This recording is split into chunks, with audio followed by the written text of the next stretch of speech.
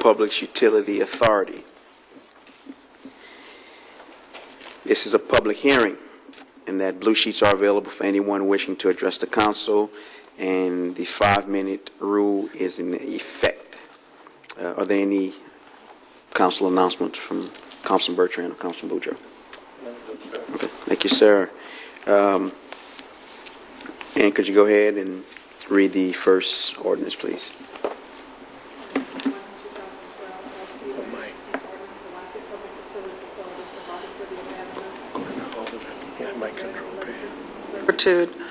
On the property of Global Vision Realty LLC, having a municipal address of 1602 North University Avenue.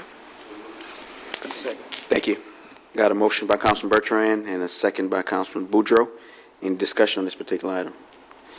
Seeing none, any blue cards? Ms. Norma? Okay. Could you call for the vote in? District 3? Yes. District 4? Yes. District 5? District 6? District 7? Yes. District 8? Approved. And can you read agenda item number 4, please? Ordinance 2, 2012, LPUA, an ordinance of the Lafayette Public Utilities Authority providing for the abandonment of a portion of a right-of-way on Leone Street and the granting of a utility easement on Perrette subdivision located in the 3100 block of West Congress Street. I have a motion by Councilman Bertrand. Second. Second by Councilman Boudreaux. Any discussion on this item? Seeing none, any blue cards, Ms. Norma? Could you call for the vote in? District 4? Yes. District 6? District 7? Yes. District 8? District 3? Yes. This meeting's adjourned.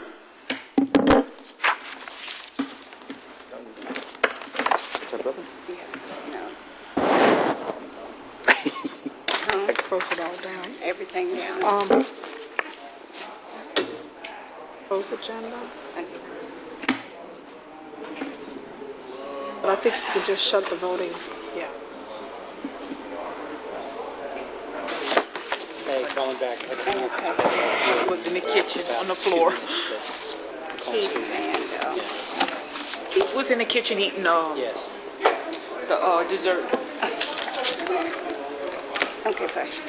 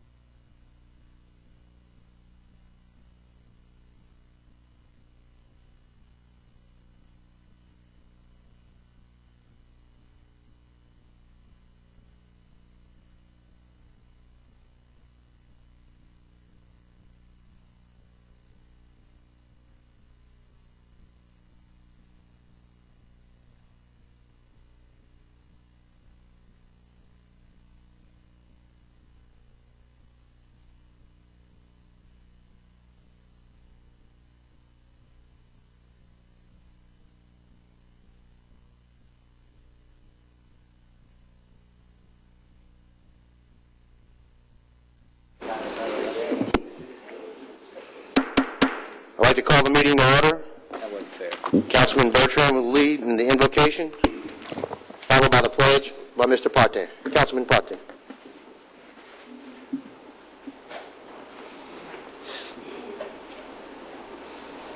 Heavenly Father, we, the members of the Lafayette Consolidated Council, having been chosen to represent the people of this locality, beg of Thee, Almighty God, to enlighten our minds so that our work will be just and fair in all things. Give us the courage and strength to fulfill our duties according to the laws of the land, and in so doing, fulfilling also Thy holy will on earth and in heaven, through Christ our Lord. Amen. I pledge allegiance to the flag of the United States of America and to the republic for which it stands, one nation, under God, indivisible, with liberty and justice for all.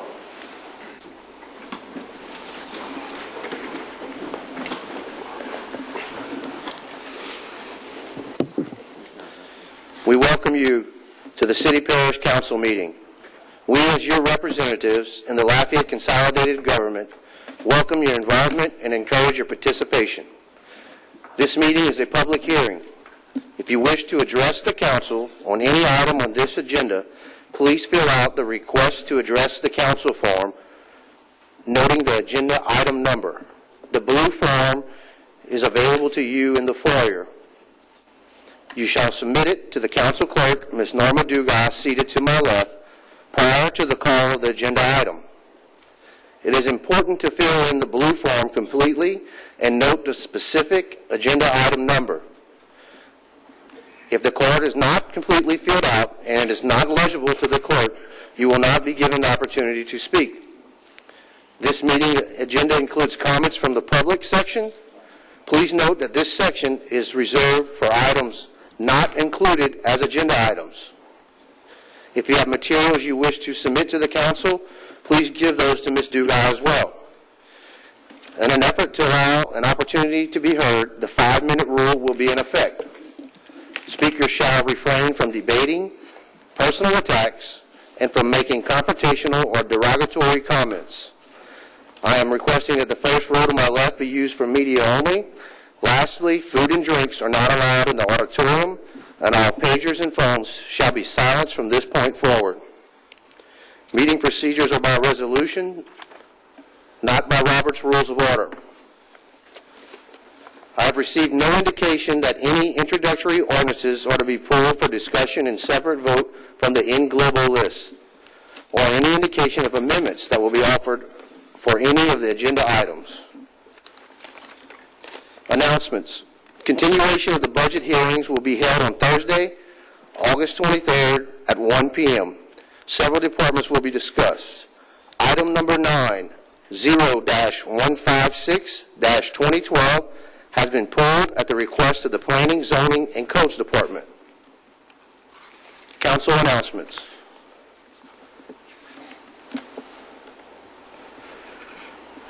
Councilman Andy Narcan. Yes, I've had a few inquiries and discussions in regard to the new horse farm, the new park, and one of them was in consideration of both of them are actually in consideration of the naming of the park and honoring some people that were influential in this area. One was Dr. Joel Fletcher, who actually started that property as a dairy farm, which was probably a dairy farm for 50 years, possibly in some way to honor his name in the naming of the park. And another one was with the feasibility of the Shunick's permission to possibly honor their daughter Mickey in some way, with maybe naming the bike trail after her or something along that line. I thought it was a good consideration. I just want to put that out there for people to think about and consider in the future. That's basically what I wanted to bring up. Thank you. Thank you, sir. Councilman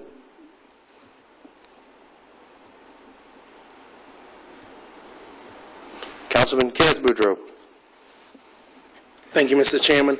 Just wanted to highlight a very special moment that took place today. I had the fortune of participating at a ribbon cutting for one of our facilities located at the intersection of Mud and Moss Street at Clark Field. Many of you all might have known over the years there's been some ongoing renovations taking place there. And just recently, the Kiwanis Club of Lafayette partnered with LCG's Recreation and Parks Department to artificially turfed that stadium there, restroom improvements, light enhancement, just a number of great things took place. And they had the ribbon cutting today, and I was the only councilman who was able to make it, but I want to encourage each one of you all to go out and visit it.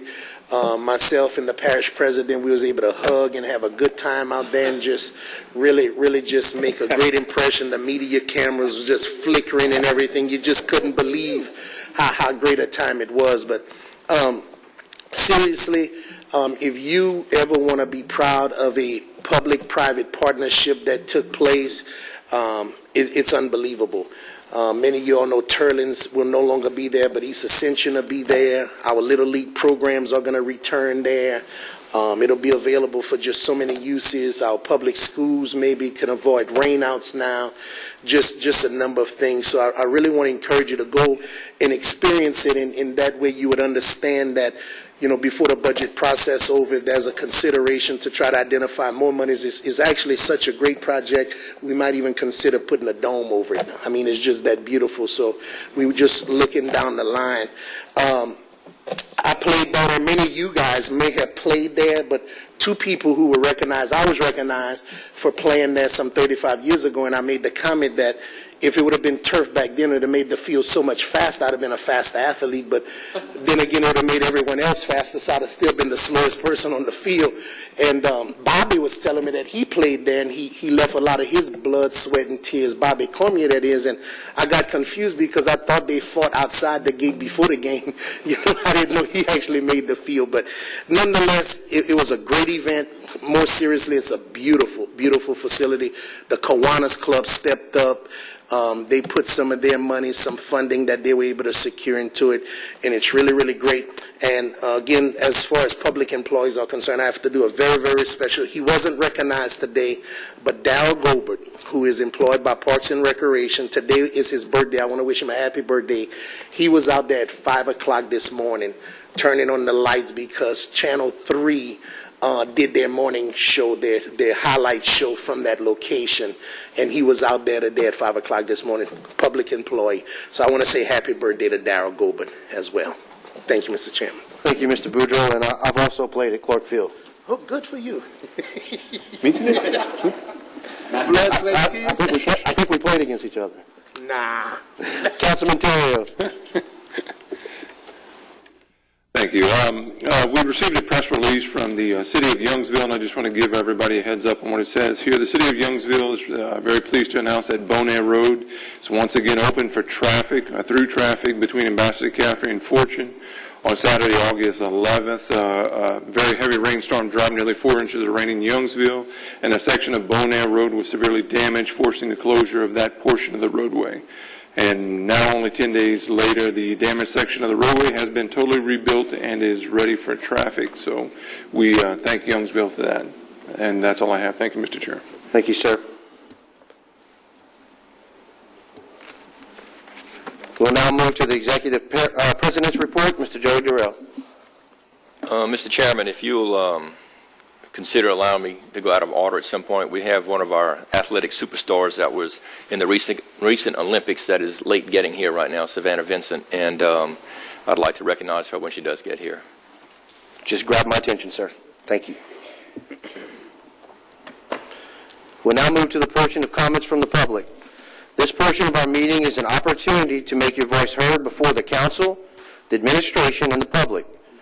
This is the time to speak about topics that are not included as agenda items. As I noted earlier, requests to make comments specific to an agenda item should be made prior to the call of that agenda item by completing a blue request to address the council form located in the foyer. We request that all matters regarding specific city parish employees be directed to the administration and that it not be addressed at this public forum. We as a council have a concern for the privacy and protection of governmental employees. With that said, however, if your concern is not resolved in either an expeditious or satisfactory fashion, there are other avenues which can be pursued, and we ask that you follow up with the council office. The 5-minute rule will be in effect. And, Ms. Dugan, first speaker. Alan Duran.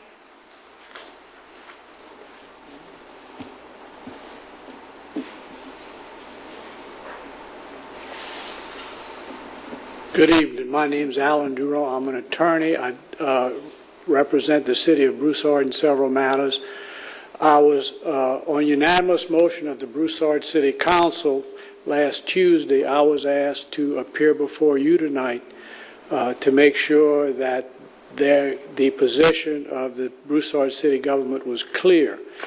There's been some suggestions recently that there's been some sort of decision by the city of Broussard, either formally or informally, to sever any sort of ties with the Lafayette consolidated government. The Broussard City Council asked me to appear before you and tell you that is absolutely incorrect. The Broussard City Council and city government has no desire to sever any ties of any sort with the Lafayette consolidated government. Broussard, as all of you have observed, has undergone a lot of growth and significant prosperity in the last 20 years. And when Broussard grows, Lafayette grows. When Broussard prospers, Lafayette prospers. There has been a significant amount of cooperation between the communities in the past, and all of the members of the City Council and all of the members of the City Administration in Broussard have a great desire to see that increase in the future. We currently have a couple of disputes pending that we were not able to work out. We offered to take those to arbitration so we could take them out of the courts. That offer was not accepted. When those things are decided, they'll be decided, and who's ever right is right and who's ever wrong is wrong. And we hope from this point on and from that point on, we can continue to work together to increase the prosperity and growth of Broussard and the prosperity and growth of Lafayette Parish. If any of you or all of you at any point have any issues with the Broussard City government, the mayor and city council is available at any time to meet anywhere to discuss any issues that you have. There's nothing off the table. They're willing to discuss anything at any time. They want good relations with the Lafayette consolidated government, and they will do whatever it takes to achieve that within the bounds of their responsibility to the citizens of Broussard. Thank you very much for your time, and if any of you have any questions, I'll be more than happy to address them. Thank you very much. Thank you, sir. Next speaker. Ray Green.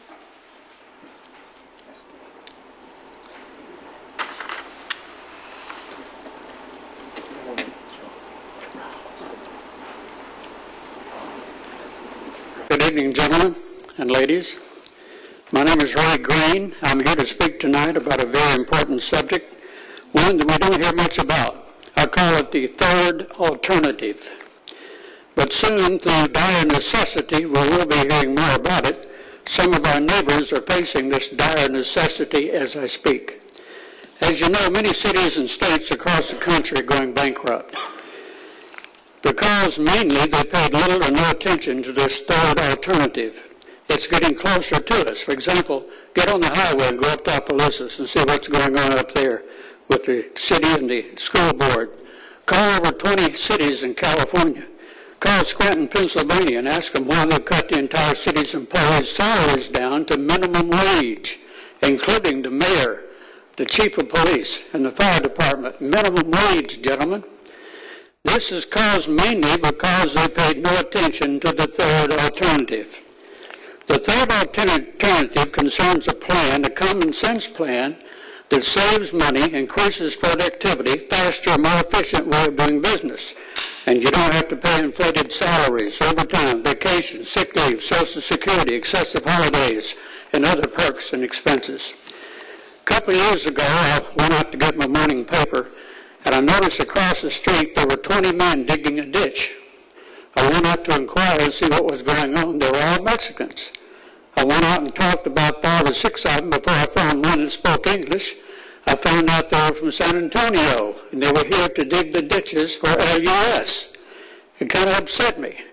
I called a pretty high city official to ask him what was going on, and expressing my concern. I got some interesting answers. One, by law, they have to go with the lowest bidder. 2, these men save the city money in several areas. Plus, they do the job much better than our local people will do and far more efficient. He advised me to go check on the quality of the work and to make my own decision. I did. There was no comparison. When those guys got through, you couldn't even tell that they had been there. But they outsourced that material. So this started me thinking, and I started doing some research, asking questions. Why did LUS outsource the fiber laying project? Why does the city outsource the recycling program? Why does the city outsource waste management? And more recently, I understand that the university wants to outsource the entire parking department. Why? Because they save money. Gentlemen, times are changing. We need to think about this. Many cities and states are being forced to follow these examples, and they're saving millions of dollars without massive layoffs, without cutting services, without raising taxes. Hello? Call Sandy Springs, Georgia, and ask them why they have outsourced everything in the city with the exception of the police and fire department. I did. I talked to them, got some interesting answers. They're saving millions of dollars. The man told me that they will not have to raise taxes for the next 25 or 30 years because of outsourcing. Personally, I'm getting a little annoyed at public officials and politicians using scare tactics and harping about either cutting taxes or cutting services and raising taxes. Cutting services or raising taxes to justify the way of thinking without the third alternative. Gentlemen, the third alternative is cutting spending. I haven't heard much about that from this council or any of the city officials. Gentlemen, there are ways to cut spending without cutting services or raising taxes. Sandy Springs did, and again, they said that they won't have to raise taxes for the next 25 or 30 years. How about putting out a call, gentlemen, for a very reasonable, sensible request? I'm asking this council to put out a call for a citizens committee to cut spending. Example, I personally can show you how you can save $2 million immediately without a single layoff, without cutting a single service, without raising a single penny in taxes. In 10 years, that's $20 million. That's a lot of money. And you don't have to spend $1 million to get somebody out of town to come in and show you how to do it. We have some smart people in this area. Why don't you call on them and form a citizens committee to cut spending without cutting services and without raising taxes? Okay, gentlemen, the ball's in your court. What's it going to be? Any questions? Are you interested in cutting spending? If you are, let's hear it. We don't want to hear any more about cutting services or raising taxes. Any comments? Mr. Green, 1 second, please. Pardon? 1 second, please. Councilman Andy Nakhan? Yeah, Mr. Green, I like the proposal. I think it's a good idea to save money by cutting spending. I'd like to hear more on that, definitely. Well, I could talk to you for the next hour about it. I can give you many examples. Well, of course, I know I'm a little shy and bashful, but I think I can do it. Let's communicate some more after the meeting. I would love that. I'll give me a call at the house. I know you have my number. Yes, sir. Okay, Mr. Green. And I thank you for returning my calls the numerous times. Any more questions, I hope? Anybody else interested in cutting spending? Please? Shaking his head. Okay. I'll be calling you. Thank you very much. Thank you, sir. I'd now like to recognize the Executive President report, Mr. Joey Durrell. Thank you, Mr. Chairman. I had to call up a special little girl, big girl, to come up and tell us a little bit about her story. Savannah Vincent recently returned back from the Olympics, where she made history for the United States. She was the first trampolinist to ever make it into the finals? Yes. From America? I placed 6th overall, and I was the very first American to... Ms. Vincent, get to the mic, please. Oh, sorry. Yes, I did place 6th overall. I was the first American to ever make it to finals in the sport of trampoline. So I did make history, and so it's a step, it's a process, and I'm here from Lafayette, and So yeah, and I wanted to even say, the community has been such a huge part of my journey in the Olympic Games, and so thank you guys so much for the support. It means more than you can imagine, because without the support from everyone in this community, in this city, in this state, I would not be able to perform the way I do without you guys, so thank you. So how was, tell us a little bit about the experience. London was absolutely amazing. There's not one thing I can say that wasn't what I thought it would be. The experience was absolutely wonderful. I did walk in opening ceremonies. That was in itself just, it's hard to even explain. You see it on TV and it's already amazing just watching it, but being there, it's pretty emotional. It's an absolutely amazing feeling. And, the competition itself, I'm on the biggest stage there is to be on. And getting out there competing, I was the very youngest competitor there competing. I'm 19 years old. I was the youngest, and so I kind of went out and gave it my all. And obviously, that's what I needed to do because I ended up making history and coming up the ladder. So congratulations! You surely made us proud. Much. Yeah, thank you.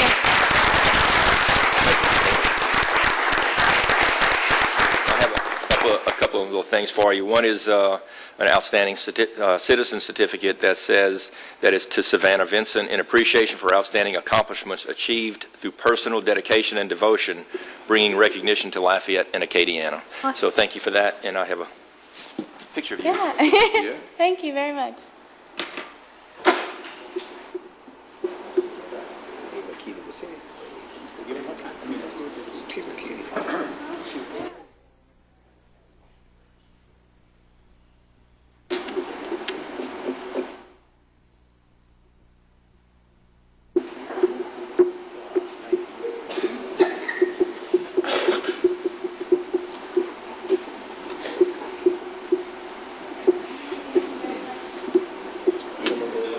Ms. Savannah, the council has some questions or would like to acknowledge you.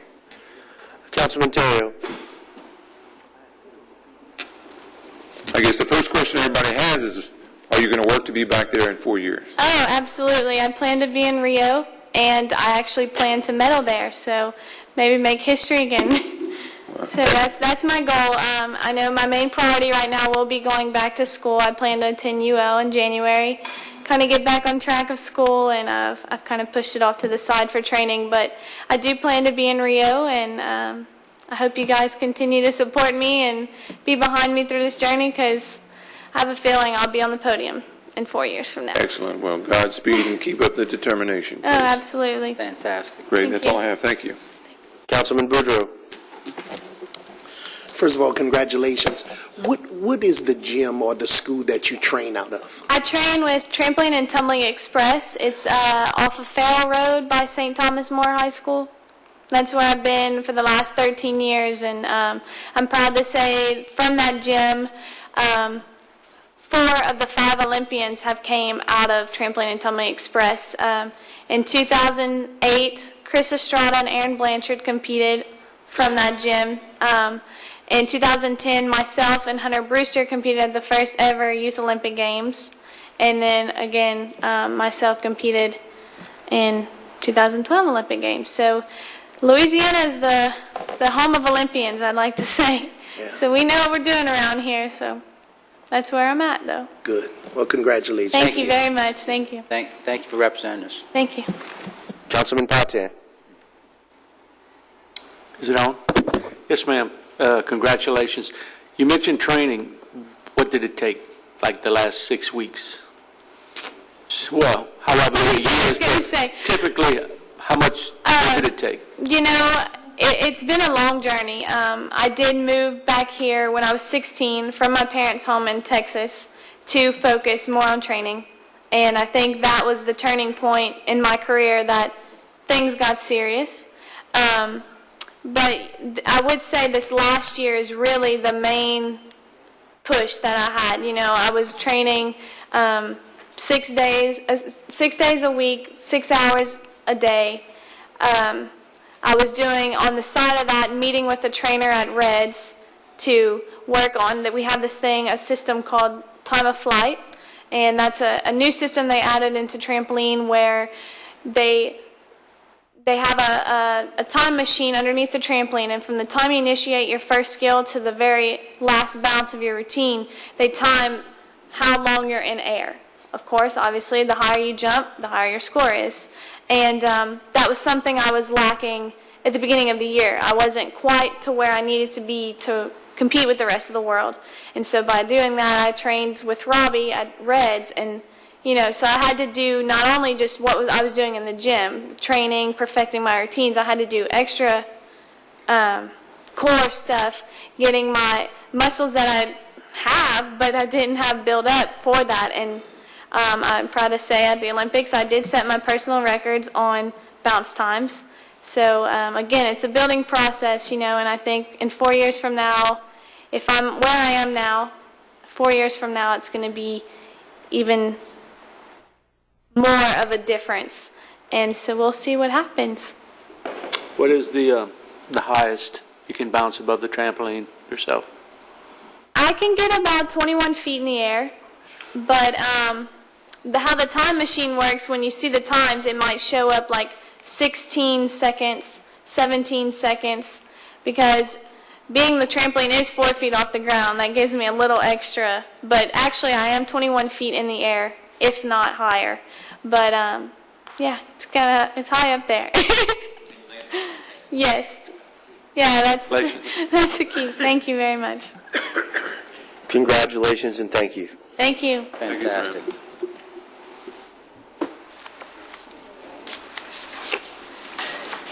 We'll now go back to comments from the public. Ms. Dugas, next speaker, please.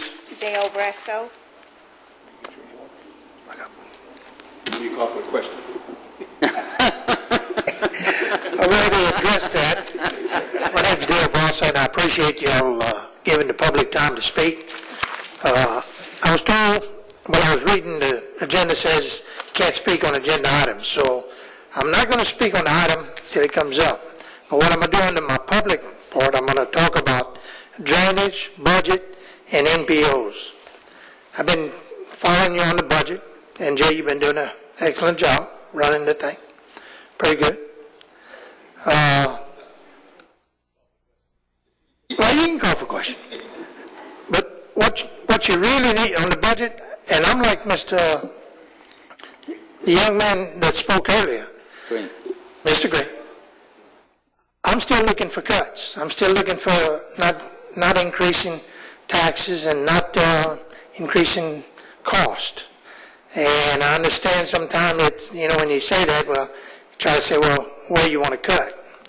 But what I'm saying is we need to look at what we're spending, where we're spending it at, and do we truly have to spend that amount? I'm going to give you an example. State level. We got a fellow got a job, $250,000. And they just named him another position. Same fella, same thing. He's not going to do any more than he ever done before, but he's going to get $250,000. We need to look around here, see if that's going on. And I'm not saying it is. I'm saying we need to look under the budget issues.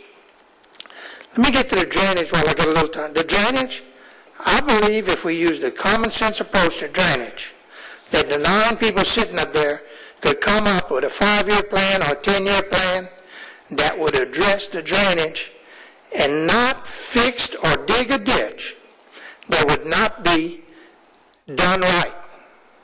That's all I'm saying. You can go in Pony Motor and go next to that commercial building. There's a beautiful job done on that coulee. There's slats put in to keep it from washing out. You don't have to come back and fix it every year. We need to address drainage. I'm concerned about drainage because now that you're going to be doing all the development there, that water's going to be bringing down on my house a little bit. And I'm kind of concerned about the amount of water. And I think if we have good drainage, I think we can address the drainage problem at a cost saving to the taxpayer and do it right the first time. Don't do it halfway. Let me get to the NPOs a little bit on that too. NPOs, I think that you should have any NPO that's running a nonprofit group that's getting money from the parish or the city. I believe that you should have at least, and no less, than 90% of the money that's given to that group should go to the direction or the cause of that group. I think what you have is you have a lot of administrative costs that's being added on to these groups, and each one is taking a little more for administrative costs and not going to the purpose that we want it to go to. I'm not against helping people. I believe in helping people.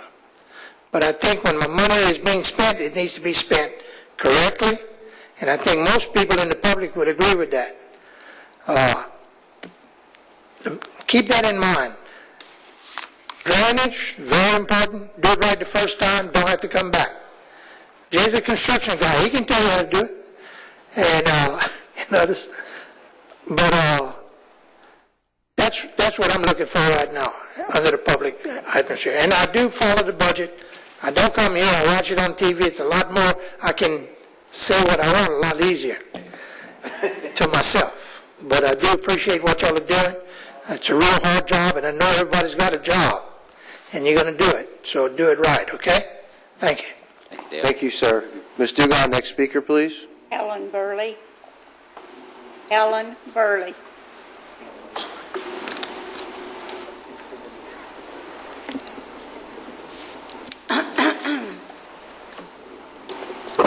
Good evening.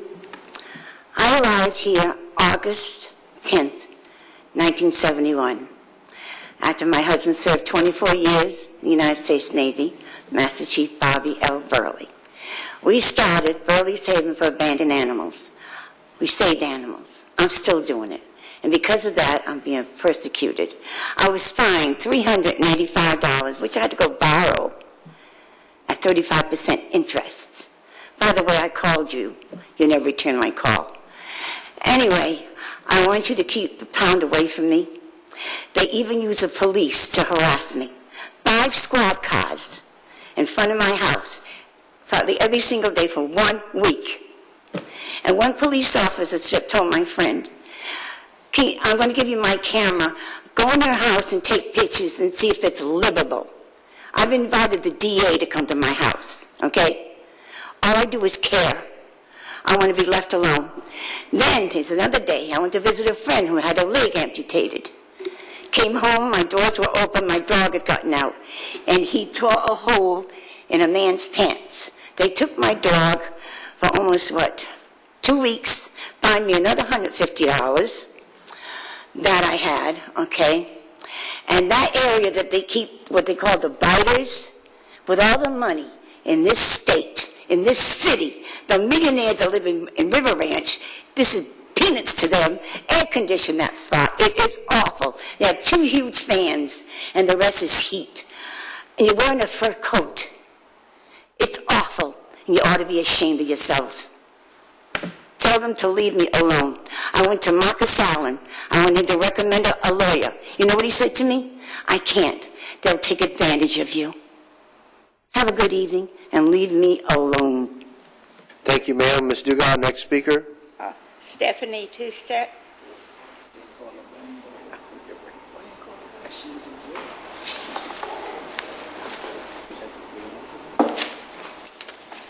Hi. Good evening, everybody. It's nice to meet you. It's my first one, so I'm a little nervous.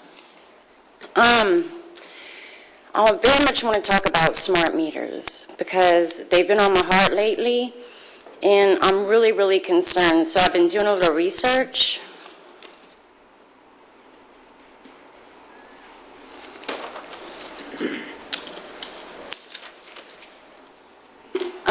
Scientists and experts are saying that they endanger our public's health.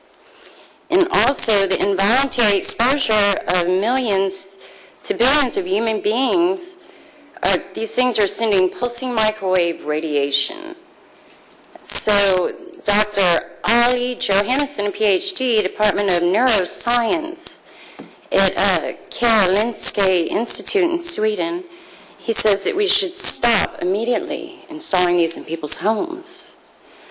I go on with a doctor, a professor of environmental and resource studies, Magda Vavis, from Trent University in Canada. He is also against these things. So the smart grid concept could require every home to have a wireless electric meter and a gas meter. And I know this personally because they came to my house and the little fellow, he was a sweet little gentleman, and he was just doing his job, and he said, you know, we're going to install it. I said, no, sir, I don't want it, because I had, you know, kind of felt the issue around. He said, well, ma'am, you're eventually going to have it. So I said, okay, just put it in. So it intrigued me to do more and more and more research. So, which I did, and I decided to opt out. So I got into my vehicle, and I went and I opted out. And then come to find out, a car came in front of my house. And I was like, yay, you're coming to take out my smart meter. And they said, no, this is your gas meter. So I did have a gas one installed as well as an electrical installed.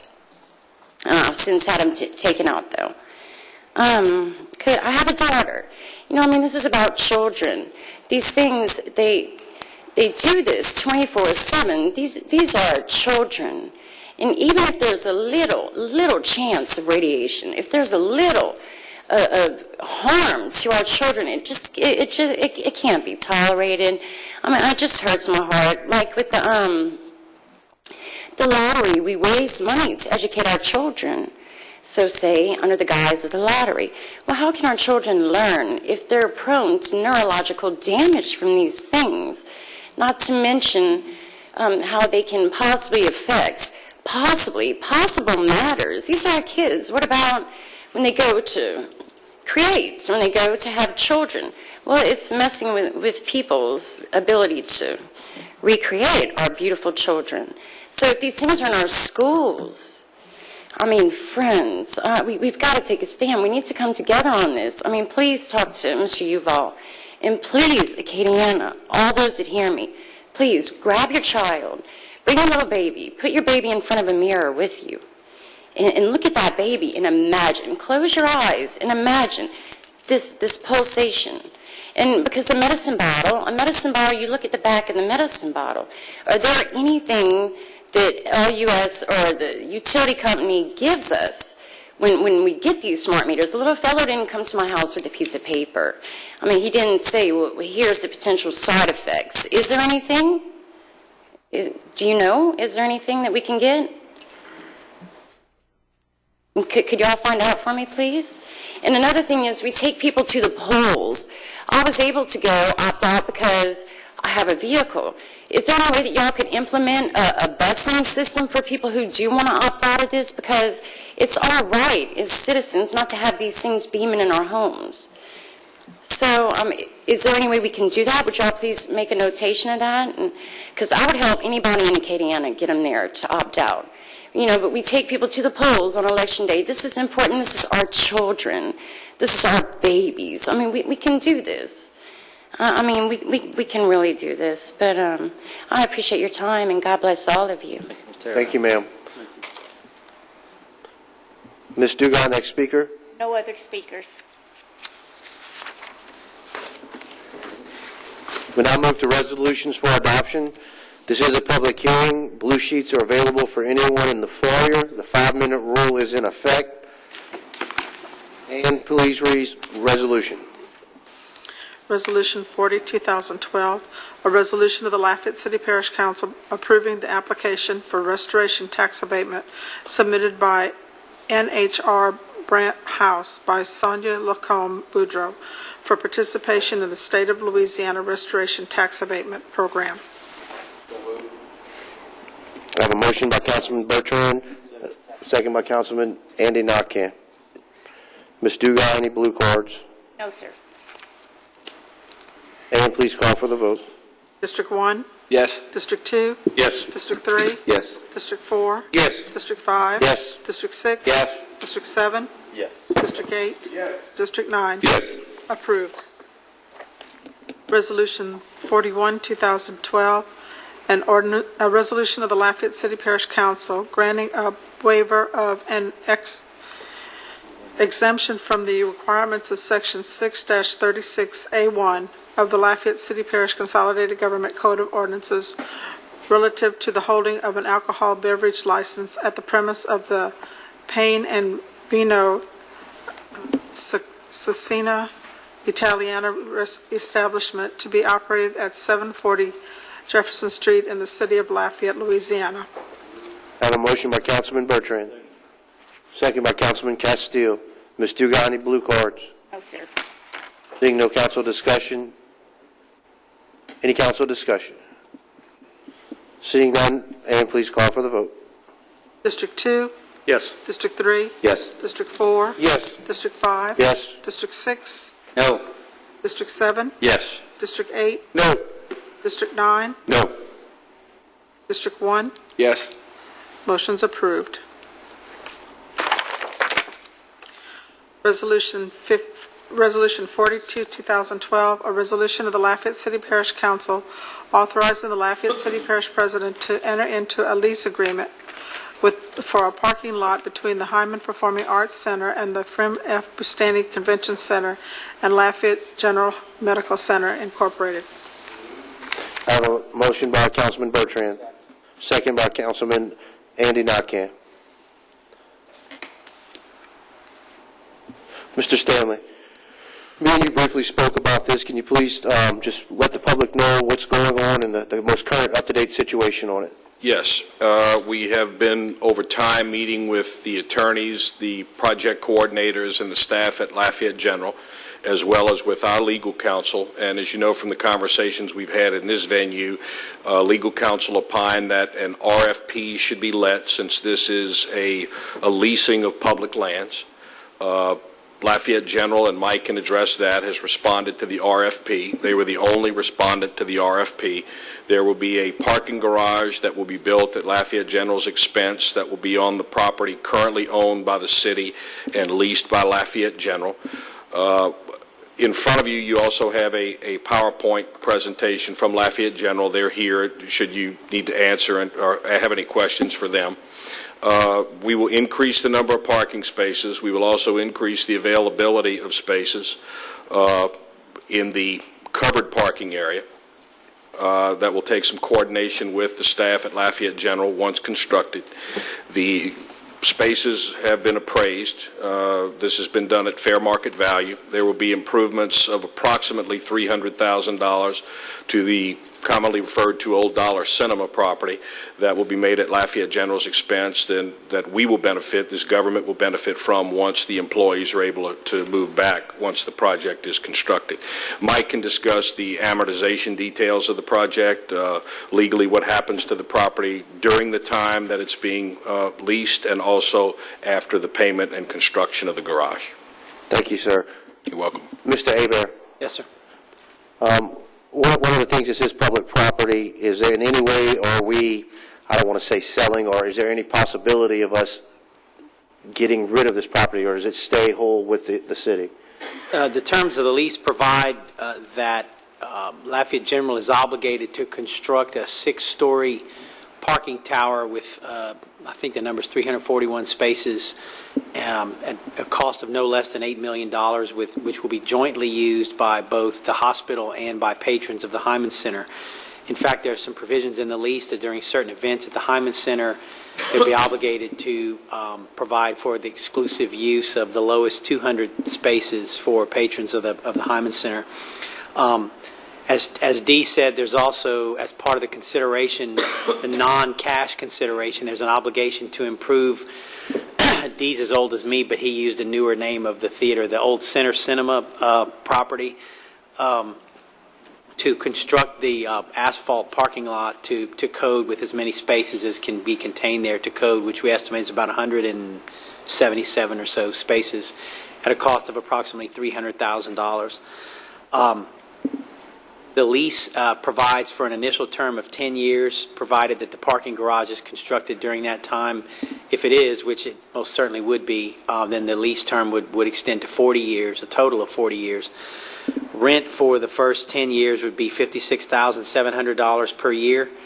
Rent for the last 30 years would be $86,700 per year. And I think to answer your specific question, at the end of the 40-year term, the parking garage would be the property of the city. Okay, and the lease would have to come back before the council, is that correct? Or right here, this is it? No, this is the lease. In fact, what you previously authorized by ordinance was for the administration to engage in the RFP process with the understanding that the actual lease would come back to you for approval by resolution. Mr. Stanley, if you can, with the Hyman Center, that's still going to be full operation, no changes there? Yes. Anything this would help There will be some challenges during construction, just as there were with the first phase of the Lafayette General construction project. That will take coordination between the Hyman Center staff and the Lafayette General staff, as well as the contractor, Lemoyne, who has been phenomenal in dealing with us and staging in that area. We expect that from Lemoyne as well, and anticipate that we'll have some difficulty squeezing everybody in, but once we get it done, the improvements and what we'll be able to facilitate for Hyman Center events, getting people off the street into covered parking in coordination with LGMC should be a pretty exciting time for the center. Thank you, sir. And Mike looks older than I am, even though I am older. Mr. Durrell. I just want to say they have 2 other parking garages that they'll probably make available to us, and we're talking about shuttling and a lot of things. So they're going to have difficulties with their employees, and they know we're going to have difficulties.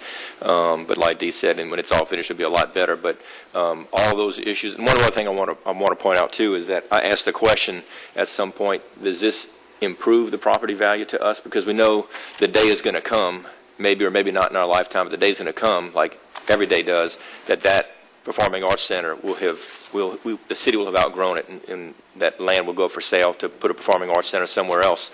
And potentially the most likely entity interested in that would be the hospital as a place to expand. And this actually will increase the cost to them, because it's, in other words, even though they're putting all this money into it, it'll cost them more with that on there. It doesn't devalue our property. It'll actually increase the value even with their own parking garage on there, if that makes any sense. It's a win-win for both.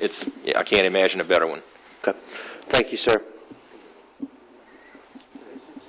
Councilman Terrio. Mr. Hebert, yes, earlier you answered one of my questions, I guess, in terms of ownership after the time frame has finished. I guess I'm going to throw a red herring at you, is that in the event that construction has been established and it is proceeding forward, in the event in this lease agreement, if the relationship for some reason, which I'm certainly hoping never happens, is there something in there that requires that the completed project go forward? It's part of the consideration for the lease, so I mean there would be a specific performance obligation, in my opinion, if it gets down to that. Because if if a project starts and it gets off the ground and then something happens, we don't want it to stop at that point. Am I correct? Well, sure, yeah. And again, as I said, that's a contractual obligation in the lease agreement itself. It's part of what was advertised for the bid. It's part of what the bid was, and it's in the lease agreement itself. So even if the lease were somewhat violated and construction was going on, they would still be responsible for that end? Yes, sir. They would be. Okay. Very good. That's all I have. Thank you, Mr. Chair. Thank you, Mr. Terrio.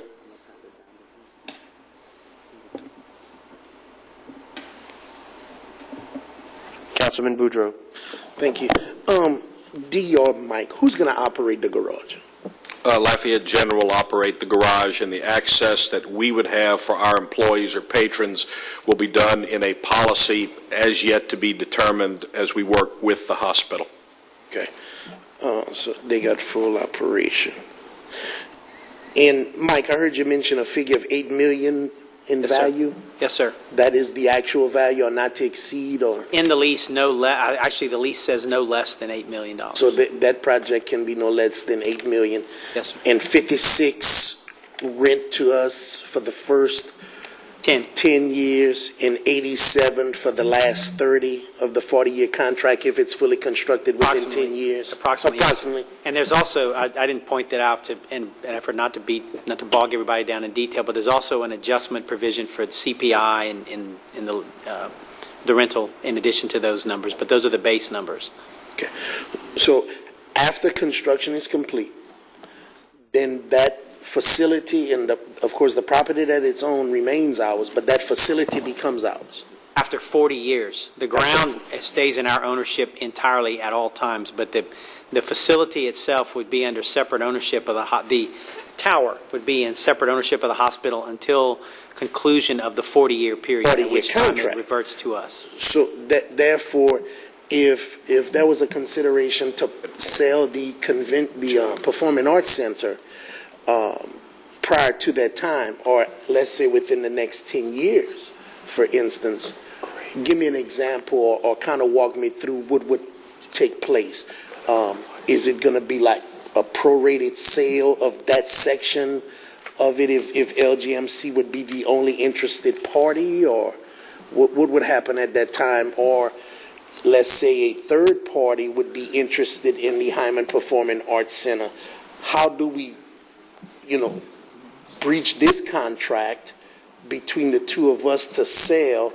Would that be a cutout? Does the contract allow us to cut that out? What happens under those circumstances? There's all kinds of potential situations there, but when the lease is on the property, so I mean a sale would have to be subject to that lease. That lease agreement? Yes. Okay. You mentioned breaching the lease. That would not be my recommendation, but any kind of sale of that property, if it would be to somebody other than Lafayette General, would have to be a sale that was encumbered by that lease. That lease. Correct. I hope I answered your question in there somewhere. Yeah, you did. Yes. You did. I just, 40 years is a long time. Like you say, we'll all be gone.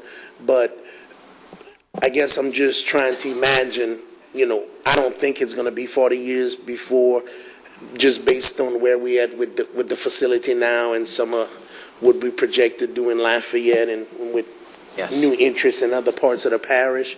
So I don't think it's going to be 40, so I don't think we will own it. And I was just curious on what would happen. And if the buyer would happen to be Lafayette General, that would be, in some sense, legally easier because you're just talking about, the remainder of the property, and they would already be the owner of that building on the land. So you're just talking about the whatever contributory value the ground under the parking tower would bring to that. Okay. D, you said that there was an appraisal. Was an appraisal done on our property, or is it appraisal of the value of the spots that's going to be created after construction? The latter, I believe. Is that correct, Mike? Yeah, and I think the appraisers would be quick to tell you that, this was not a straight up true appraisal kind of situation. It's more like a consultation to give us an opinion of value sufficient where we could decide that we were getting, complying with the Louisiana Constitution, that we were giving as much as we were getting. I think I'd be remiss if I didn't say that on their behalf. Right. This is going to be in between the Performing Arts Center and the current the hospital where we are now. Yes, sir. Is it going to basically take up the entire side? Is it that large? I know it's 6 stories, but do you know? Representatives of the hospital are here, and they actually have a PowerPoint that kind of may show you more about the configuration if you'd be interested in seeing that, because they showed me some of that earlier today.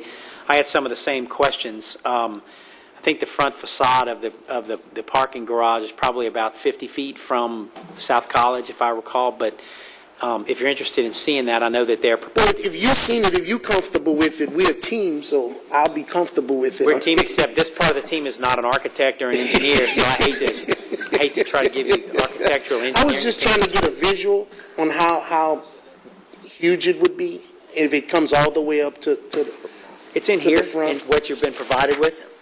There's a site. Put it on. Yeah. The last page of what you were provided with kind of gives you a layout there, and it may help you. Okay. Yeah, okay. If you put up the last page there, Norma. Not quite all the way to the front. Councilman Boudreaux, I'm going to let them do their presentations, so if that's okay. It's only 300 slides, so it shouldn't take very long. Yeah. She's going to. Hello.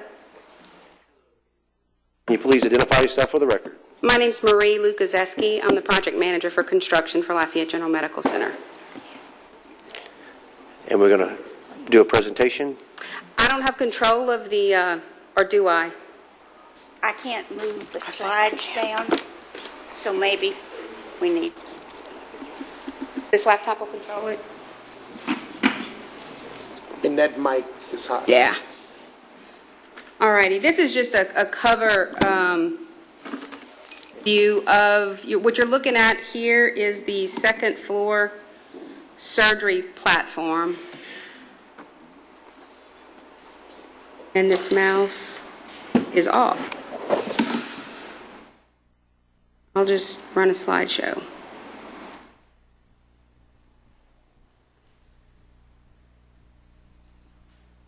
So that's just the second level. There's actually a driveway underneath there. This is a view of the entire campus. The parking garage is located here, and as you can see, it only takes up about the front half of the existing footprint of that surface lot.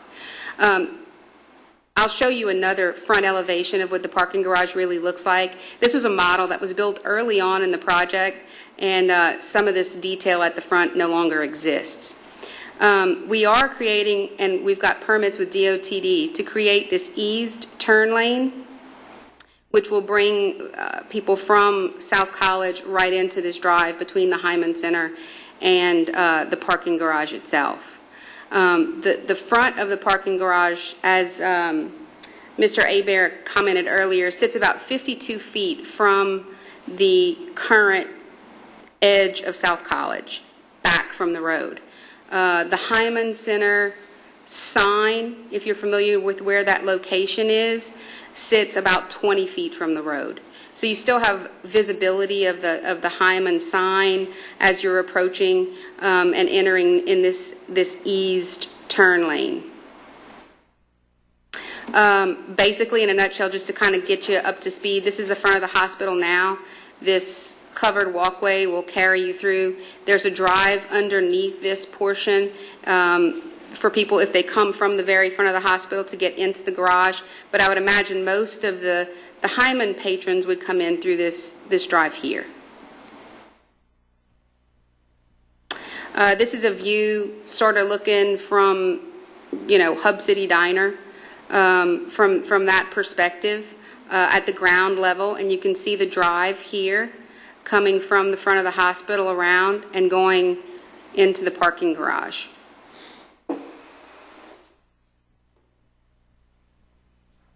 There's just another view. And this is the most up-to-date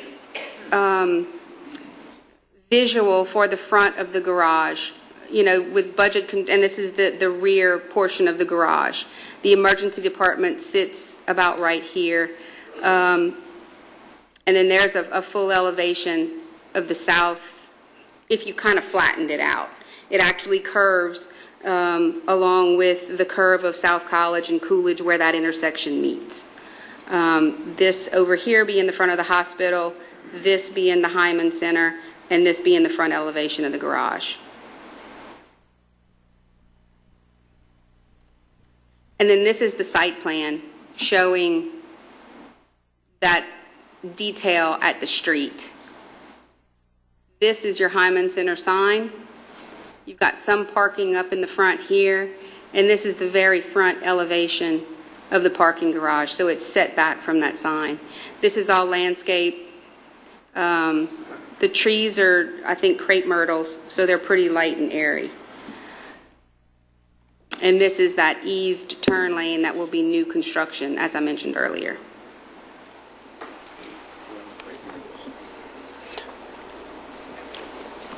Any council discussion? Mr. Stanley. Mr. Bellard, and for Marie, this project is imminent. The reason for us moving now, can you give us the timetable for shovel in the ground? We would, well, it's all hinging upon upgrading the cinema lot. Yes. Because we've recently shuffled some parking around, and we know now with staff, with employees over in Burden Reel, with physicians' offices nearby, that we've got to have those 177 spots that we're going to create over at the cinema lot. We've got to have those in place before we can actually turn dirt at the hospital. We don't want to put the community in a bind. We consider that part of the project. When do you begin that? We'd like to Monday. There you go. Thank you, sir. Yes, Councilman Boudreaux. Mike, on the 56 and 87, who represented us on that? Was it you or the value of rent? The value? We had Gene and Mike Cope, and they're actually here to talk about the value conclusions. If I know the Copes. I know. Okay. So we had yes, sir. appraiser do it for us. Okay, all right. I just want to thank the administration. I had some questions when this first came about, and I want to highlight the fact that, you know, that there's been some scrutiny and some concerns about how we do contracts, what you could enter into, what you can't enter into, how you bring them to us. And I think it worked out well. There were some questions and some concerns that I had. They've been addressed, and it makes it, at least for me, much easier, much comfortable, and now I could address questions. So I just want to thank you guys for you know, allowing this.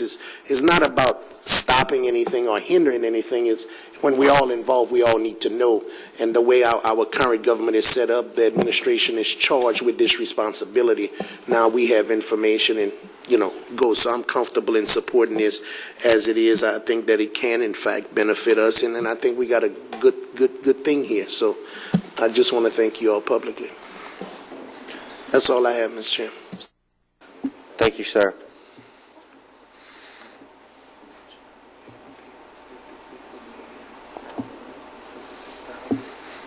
Seeing no other questions from the council, Ms. Dugas, blue cards? No, sir. We have no blue cards. Ann, please call for the vote. Wait, sir. He wanted to... Hang on. I'm sorry. Ms. Dabear? Oh, it was Mr. Terrio had just asked me to mention with regard to the issue of a third party purchasing the Hyman Center property and what would happen in the event of that. There is in the lease a right of first refusal in favor of Lafayette General, which simply means if in the event we would get a bona fide offer from a third party, the hospital would have the right to match that offer. Just wanted to point that out. Thank you, sir. And please call for the vote. District 3? Yes. District 4? Yes. District 5? Yes. District 6? Yes. District 7? Yes. District 8? Yes. District 9? Yes. District 1? Yes. District 2? Yes. Approved. We will now move to final ordinances, council. This is a public hearing. Blue sheets are available for anyone wishing to speak in the foyer. The 5-minute rule is in effect. Item number 9 has been pulled at the request of Planning, Zoning, and Codes Department. We will now move to item number 10. And please read item number 10. Ordinance 162, 2012, an ordinance of the Lafayette City Parish Council providing for the abandonment of the overhead electric servitude on the property of Global Vision Realty LLC, having a municipal address of 1602 North University Avenue. I have a motion by Councilman Bertrand, a second by Councilman Andy Nakane. Seeing no council discussion, Ms. Dugas, any blue cards? And please call for the vote. District 4? Yes. District 5? Yes. District 6? Yes. District 7? Yes. District 8? Yes. District 9? Yes. District 1? Yes. District 2? Yes. District 3? Yes. Approved. Ordinances 11 through 15 will be read in their entirety. And please read ordinance number 11.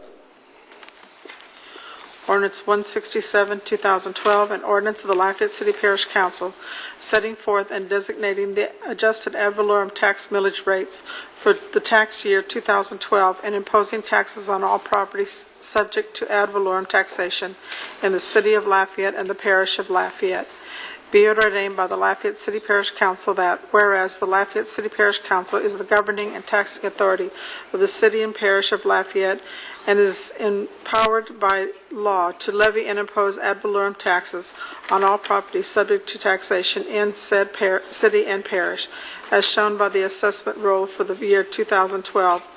And whereas the Lafayette City Parish consolidated government will include the revenues from these taxes in its budget for fiscal year 2012-2013, and whereas the Lafayette City Parish Council is required by Article 7, Section 23B of the Constitution of 1974 to adjust its ad valorem tax millages to reflect changes in the assessed valuation of all properties subject to ad valorem taxation within the city of Lafayette and the parish of Lafayette. Now therefore be it further resolved by the Lafayette City Parish Council that Section 1, all of the aforedescribed whereas clauses are adopted as part of this ordinance. Section 2, the Lafayette City Parish Council of the Parish of Lafayette, Louisiana, in a public hearing held on August 21, 2012, which meeting was conducted in accordance with the Open Meetings Law and the additional requirements of Article 7, Section 23C of the Louisiana Constitution and the Louisiana Revised Statutes 471705B, that the following adjusted millage rates be and they are hereby levied upon the dollar of the assessed valuation of all property subject to ad valorem taxation within the City of Lafayette for the year 2012 for the purpose of raising revenue. General alimony has been set at 5.15 mils. Streets, roads, and alleys at 1.22 mils. Playgrounds and recreational centers at 1.82 mils. Public buildings at 1.7 mils. 1.07 mils. Police and Fire Department, 3.02 mils. Police salaries and benefits, 2.85 mils. And fire salaries and benefits at 1.90 mils. Section 3, that the following adjusted millage rates be and they are hereby levied upon the dollar of the assessed valuation of all property subject to ad valorem taxation within the parish of Lafayette for the year 2012 for the purpose of raising revenues. General alimony is set at 2.90 mils. Exempted municipalities, 1.45 mils. Road and bridges at 3.96 mils. Drainage district at 3.17 mils. Detention and correctional facilities at 1.96 mils. Library 2007 to 2016 at 2.76 mils. The library 2009 to 2018 at 1.53 mils. And the library 2003 to 2012 1.90 mils. Courthouse complex at 2.22 mils.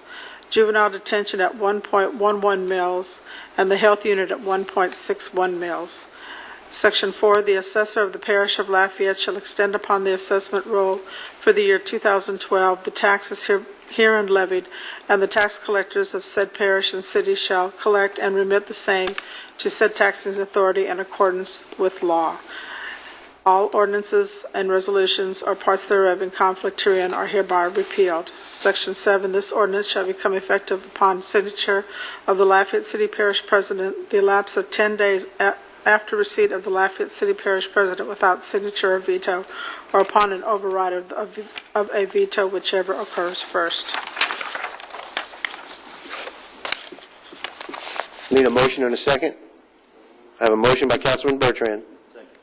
Second by Councilman Castile. Councilman Bertrand. Thank you, sir. Is anybody here from the assessor's office tonight?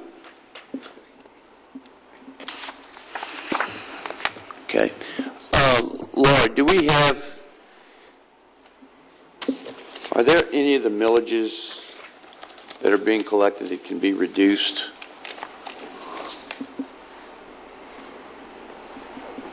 And I guess what I'm getting at is, do we have some surpluses in some areas that we might be able to reduce? Would be related to the next ordinance. Okay. This ordinance is adopting the roll back, and the next ordinance is adopting the roll. The next ordinance is actually levying the tax. So any reductions that are done could be done there. And we are proposing a slight reduction in the tax rate in the next ordinance. There may be some room to talk on that one on some other. Okay, well, I'll wait till then. Millages. Thanks.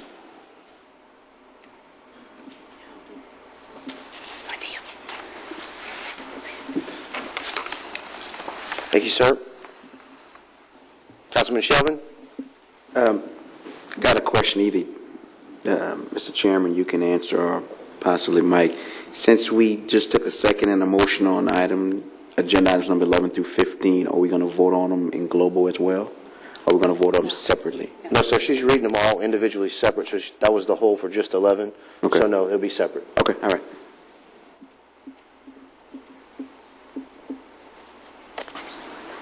Ms. Dugas, any blue cards? Dale Brasso. Mr. Brasso?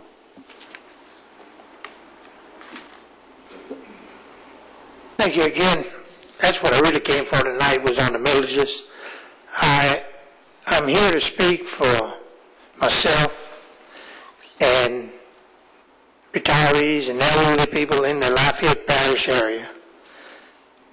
The increase in millages that you are looking at, and I've been to a couple of meetings with the sheriff and the Lafayette Parish School Board, which they voted to increase their millages. So I'm talking about people on fixed incomes. You have to understand that this taxes is unfair to those people because they have no way of getting extra money to increase their salaries. They don't have salaries. They're retired, most of them. They're on fixed incomes, and they struggle every day to make ends meet now. We need to be looking at another way of trying to get whatever money you need to operate. But the increased millages, to me, is not the way to do it because it affects landowners and property owners and people of Lafayette Parish. We need to address the need for people on fixed incomes. I know there's something in the tax assessor's office about if you're 65 and older, you can get your taxes froze, but you got to make less than $60,000. There's the requirements behind all that. I haven't heard of any. I've heard of two so far, but I don't know for a fact that they rolled a millage to stay it back. In other words, you can either roll them back and stay like you were for last year and not increase, or you, at the next agenda item, I think you're going to be voting to roll them forward. I would hope that you hold your millage back, operate on what you got, and try to make things meet, because people cannot afford it, even a few extra dollars. There was a quick printout I had got that someone with $200,000 home, homestead exemption of $75,000, if the total increases went through, you're looking at $54.72 a year. It doesn't sound like much to people that aren't working, salary-wise, and that. They can get a raise, they can work a couple extra hours. But fixed income is what I'm trying to push to you tonight. We have people in Lafayette Parish that are suffering now to pay their electric bill, pay their food bill, pay their gas. So would you please consider this when you do vote?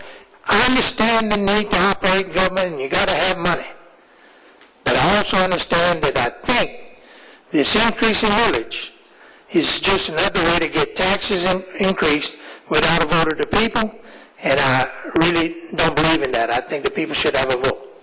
And I think if these millages went to a vote, a lot of them would not be pushed. Some would, some wouldn't. Thank you very much for your time. Thank you, sir. Ms. Dugas, next speaker. No other speakers. Seeing no further council discussion, Ann, will you please call the roll? District 5? Yes. District 6? Yes. District 7? Yes. District 8? Yes. District 9? Yes. District 1? Yes. District 2? Yes. District 3? Yes. District 4? Yes. Approved. Ordinance 168, 2012, an ordinance of the Lafayette City Parish Council providing for millage rate adjustments and roll forward of millage rates not to exceed the prior year's maximum for the tax year 2012 in the City of Lafayette and the Parish of Lafayette.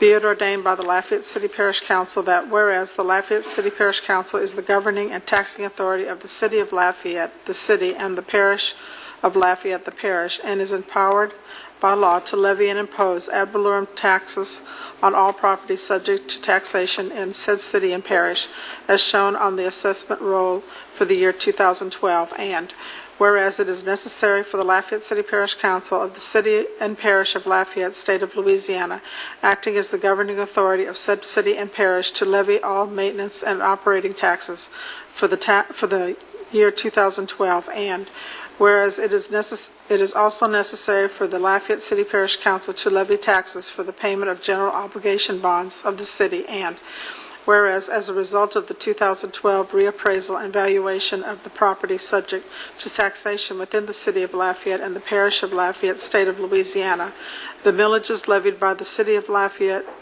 by the Lafayette City Parish Council, have been adjusted downwards from the 2011 levy to proportion in proportion to the increase in the taxable assessed valuation of the city and parish. And whereas pursuant to Article 7, Section 23C of the Louisiana Constitution of 1974 and the Louisiana Revised Statute 47:1705B, it is the desire of the Lafayette City Parish Council to adjust the millages levied by the Lafayette City Parish Council for the year 2012 back to the prior year's maximum authorized millage rate, and whereas the Lafayette City Parish Council of the Parish of Lafayette, Louisiana, in a public meeting held on August 21st, 2012, which meeting was conducted in accordance with the Open Meetings Law and the additional requirements of Article 7, Section 23C of the Louisiana Constitution and the Louisiana Revised Statute 47:1705B, that the taxing districts voted to increase the millage rates but not to exceed the prior year's maximum rates, and all taxable property shown on the official assessment roll for the year 2012, and when collected, the revenues from said taxes shall be used only for the specific purpose for which said taxes have been levied. Now therefore be it ordained by the Lafayette City Parish Council, acting as the governing authority of said city and parish, that Section 1, all of the afore described whereas clauses are herein adopted as part of this ordinance. Section 2, City of Lafayette Taxes. Acting upon the authority of the Constitution and laws of the State of Louisiana and the authority of elections duly and legally held in the City of Lafayette, the City of Lafayette millages are hereby increased to the maximum authorized rates, and the following millage rates are hereby levied, assessed, and imposed on all said properties for the year 2012, to wit. The first column will be the adjusted millage rate, the second column is the maximum authorized, and the third column is the 2012 levy. For general alimony, 5.15 mills, 5.42 mills, and 5.42 mills. Streets, roads, and alleys, 1.22 mills, 1.29 mills, and 1.29 mills. For playgrounds and recreational centers, 1.82 mills, 1.92 mills, 1.92 mills. Public buildings, 1.07 mills, 1.13 mills, and 1.13 mills. Fire and police departments, 3.02 mills, 3.18 mills, 3.18 mills. Police salaries and benefits, 2.85 mills, 3 mills, and 3 mills. Fire salaries and benefits, 1.90 mills, 2 mills, and 2 mills. Section 3, Parish of Lafayette Taxes.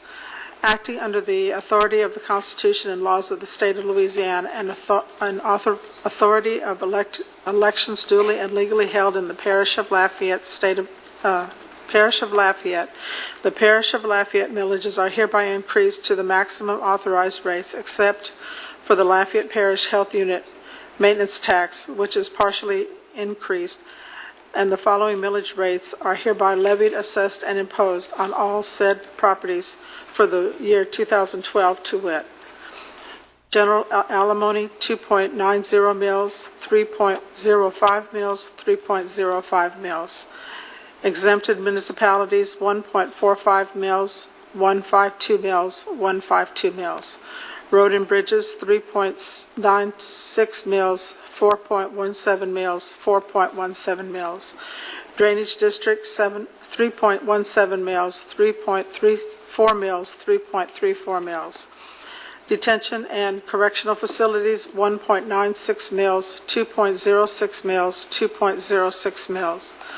Library, 2007 to 2016, 2.76 mills, 2.91 mills, 2.91 mills. The library, 2009 to 2018, 1.53 mills, 1.61 mills, 1.61 mills. The library from 2003 to 2012, 1.90 mills, 2 mills, and 2 mills. Courthouse complex, 2.22 mills, 2.34 mills, 2.34 mills.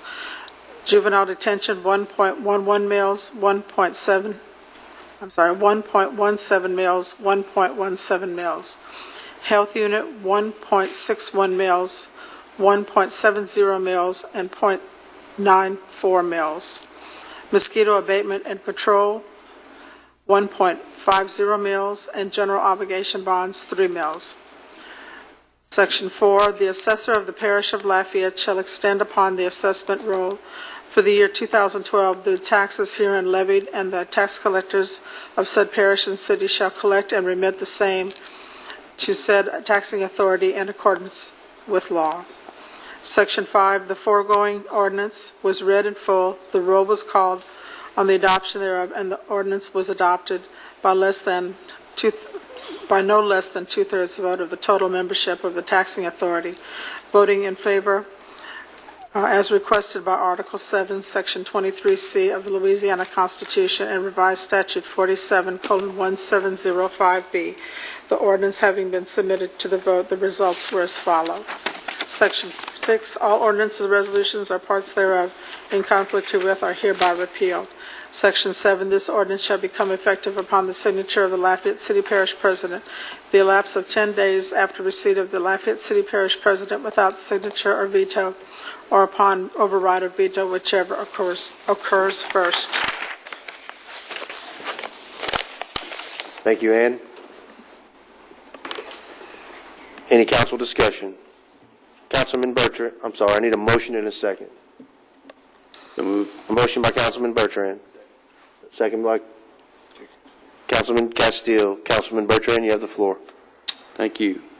Laurie, I guess now is when I want to ask the question, and I'm not, to be honest with you, I'm not sure how I want to ask it, but where I'm trying to get is if we find our millage rate in any particular area where we have